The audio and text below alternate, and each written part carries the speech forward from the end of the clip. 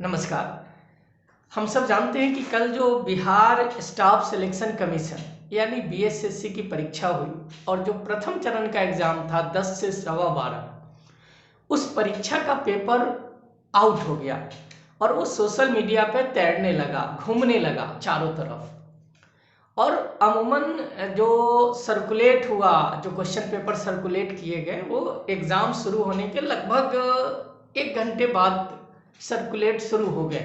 जहाँ तक अभी तक जो रिपोर्ट आ रही है सोशल मीडिया के थ्रू, मीडिया के थ्रू, कुछ छात्र नेताओं के थ्रू, ये बहुत ही शर्मनाक बात है और ऐसा नहीं होना चाहिए था। ये एग्ज़ाम जो 3 फेज में किए जा रहे थे, तो प्रथम फेज का जो पेपर लीक आउट हुआ है, एक आक्रोश है, एक गुस्सा है बच्चों में और काफ़ी ये दुखद घटना है कि हाल में 67वीं बीपीएससी की जो परीक्षा हुई थी उसका भी पेपर लीक आउट हुआ था, परीक्षा कैंसिल करनी पड़ी, री एग्ज़ाम लेना पड़ा और प्रथम चरण एसएससी का भी लीक आउट हुआ है। अब सवाल उठता है कि क्या इसकी भी परीक्षा रद्द की जाएगी, क्या पूरी परीक्षा रद्द की जाएगी या सिर्फ प्रथम चरण की परीक्षा रद्द की जाएगी। देखिए, अभी एग्ज़ाम चल रहे हैं, एग्ज़ाम पूरी ली जा रही है और एग्ज़ाम बिहार एसएससी जो तीनों फेज का है वो कंडक्ट कर रहा है। अब क्या होगा नहीं होगा ये तो अभी स्पष्ट नहीं है। हाँ, आर्थिक अपराध के पास ये बात पहुंचाई गई है। अब ये लगभग जांच भी शुरू कर दी गई है। आर्थिक अपराध शाखा ने इसको संज्ञान भी लिया है, गंभीरता से भी लिया है। अब कुछ लोग ये कह रहे हैं कि प्रथम चरण की ही परीक्षा रद्द होगी, कुछ लोग कह रहे हैं कि पूरी परीक्षाएं रद्द होगी, कुछ लोग कह रहे हैं कि कहा नहीं जा सकता, हो सकता जहाँ से ये पेपर लीक आउट हो उस सेंटर की परीक्षा रद्द की जाए। ये अभी तक जो पूरा मसला है ये बड़ा ही क्लियर नहीं है। अभी ये पूरी तरह से कोई कह नहीं सकता कि किस पूरी एग्ज़ाम रद्द होगी, फर्स्ट फेज रद्द होगा या कुछ खास सेंटर को रद्द किए जाएंगे। लेकिन एक बहुत चिंता की बात है, एक दुखद स्थिति है, एक लाखों युवाओं के भविष्य का सवाल है। खासकर जो मध्य वर्ग से बच्चे आते हैं, गरीब घर के बच्चे आते हैं, सालों भर मेहनत करके वो पढ़ाई करते हैं और इस तरह की जब घटना घटती है तो बहुत दुख होता है, बहुत चिंता होती है। तो हमारी सरकार से गुजारिश है, सिस्टम से गुजारिश है कि आप एक कठोर मैकेनिज्म बनाइए कि आइंदा ऐसी गलती ना दोहराई जाए। 67वीं की गलती फिर से दोहराई गई है, बहुत शर्मनाक है।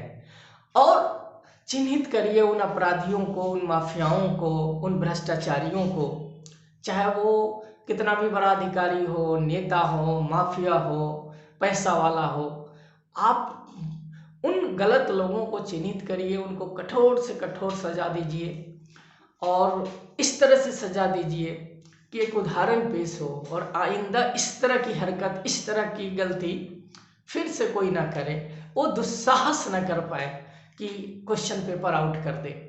क्योंकि एक लोकतंत्र है, हम संविधान में विश्वास करते हैं, तो जाहिर सी बात है कि जो लाखों युवा हैं उनको विश्वास में लिया जाना चाहिए। उनके मन में ये कतई रत्ती भर भी बात ना जाए कि एग्ज़ाम इसी तरह के पेपर लीक आउट होते रहेंगे, तो फिर उन्हें सिस्टम से, संविधान से इस तरह से उनका विश्वास उठ सकता है।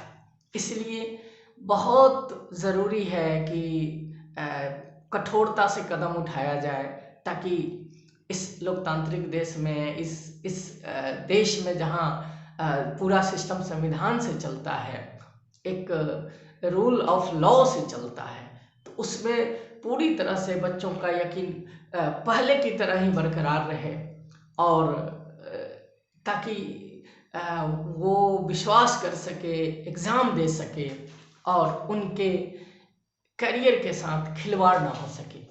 तो मैं सरकार से गुजारिश करता हूँ, प्रार्थना करता हूँ कि आप बहुत कठोर कदम उठाइए और कठोर नियम बनाइए, चिन्हित करिए और जो भी है विधि सम्मत, जो आप इस पे एक टीम बनाइए ताकि वो एग्ज़ाम को भी जान सके कि क्या पूरा एग्ज़ाम कैंसिल हो, फर्स्ट पेज कैंसिल हो। एक पूरी टीम होनी चाहिए, कमेटी बनाई जानी चाहिए और भविष्य में ऐसी गलती ना हो।